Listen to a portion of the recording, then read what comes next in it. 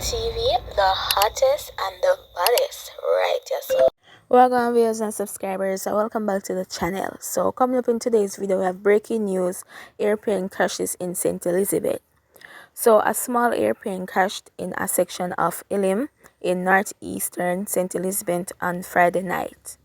Details surrounding the crash have not yet been released, as police said checks were being made in the area up to Saturday morning. Footage has gone viral on social media, showing what appears to be the crashed aircraft. Observer Online was informed that the plane crashed near a swamp.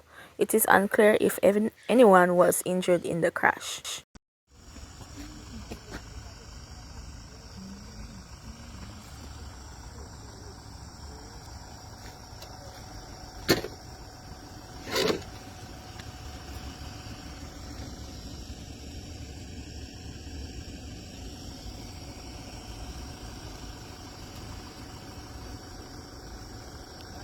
So that was the footage of the viral video of the airplane that crashed in St. Elizabeth. So that's all for this video. Thank you all for listening, and stay tuned for more updates to come.